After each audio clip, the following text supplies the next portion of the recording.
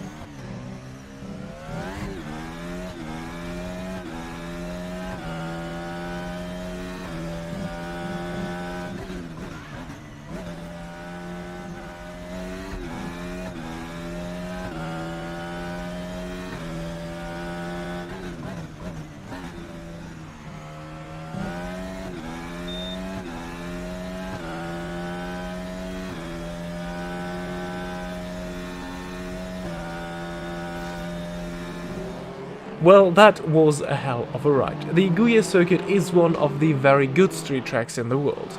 For me, it combines Monaco and Baku a bit. The broad streets surrounding the pit straight feel like racing in Azerbaijan, when as soon as you drive up the hill, you will definitely feel the resemblance to Monaco, especially right after turn 4, which feels like the run up the hill towards Casino Square.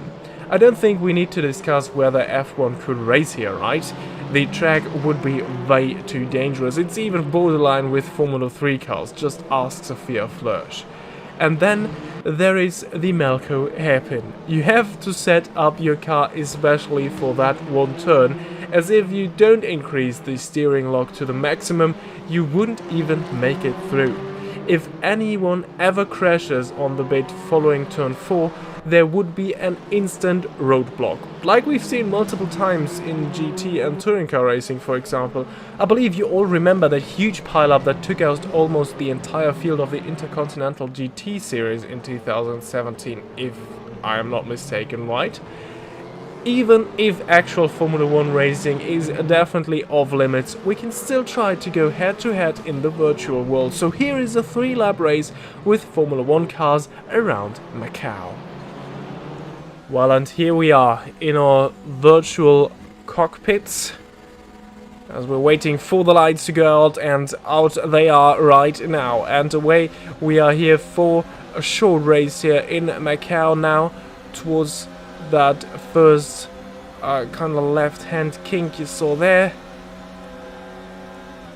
Now another full-speed right-hand kink. You will be able to go flat out later on, as you've seen in the Hotlap.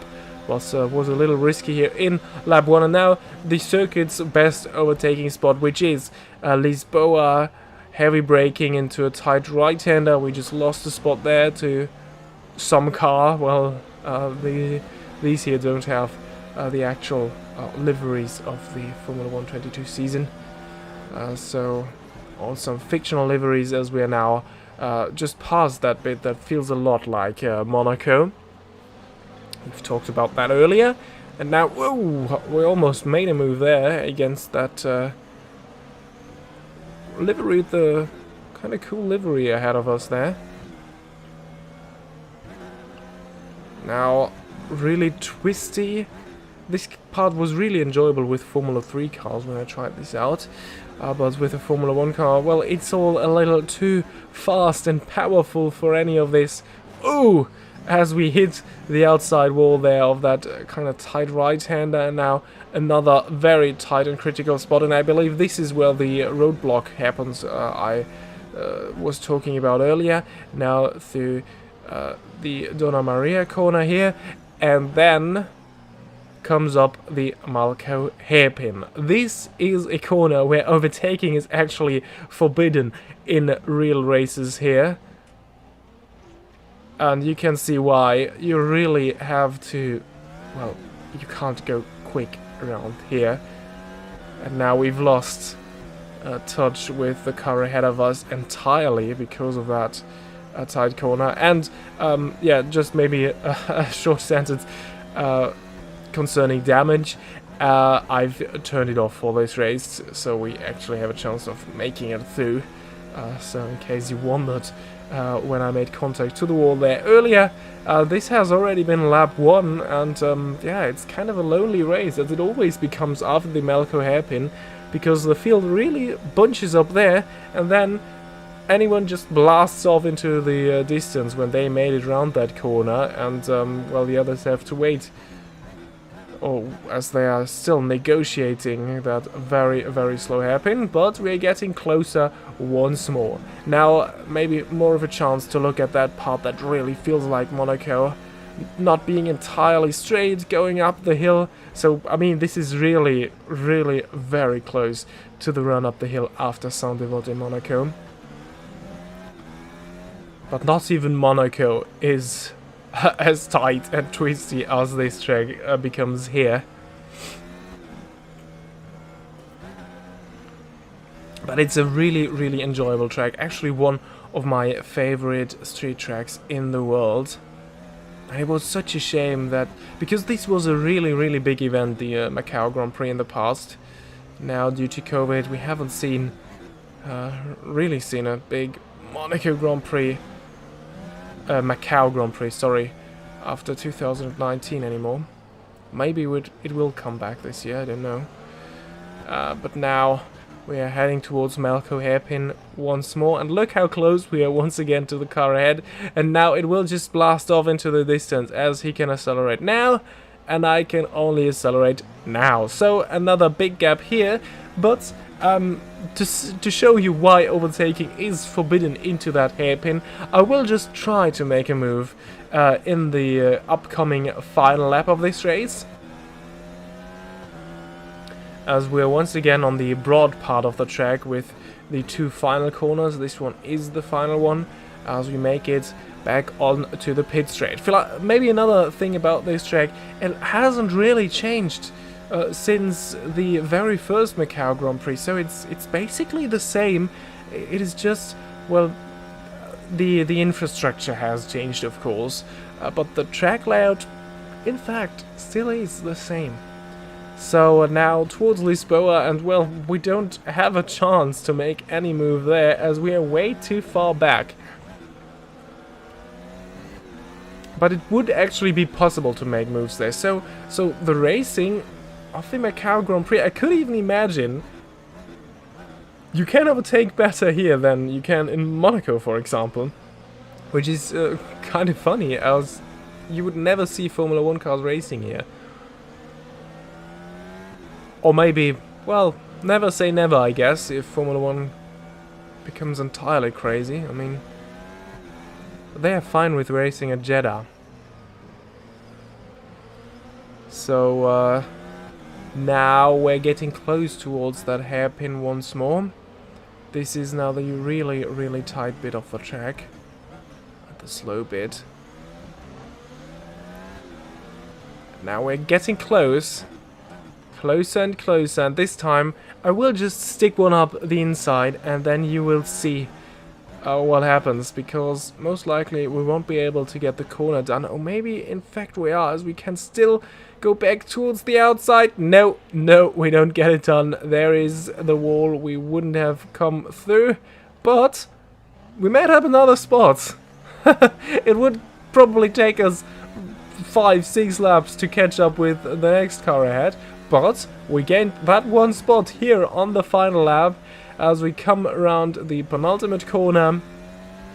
And now going towards the final corner as we finish our short 3-lap race here at Macau. I think you can all see now why Formula 1 wouldn't really race here, but nevertheless it is a great challenge and great fun to throw this car around the track. Though I must say, well, Formula 3 is really the maximum that is possible for open wheel race cars, I believe. But it is brilliant and great fun in Formula 3 cars. I really enjoyed doing that here, which I also did in Race Room Racing Experience, by the way. And well, I believe that is it. Leave a like if you enjoyed the video. Leave a comment with which tracks you want to see featured in this series next. And well, I hope to see you all again in one of my next videos. Subscribe to not miss anything on this channel. Make sure to check out the Macau Super Prix on the ORSL channel. It is linked in the info card. So I hope to see you all there, or to see you all at one of my next videos. Have a good one. Bye bye.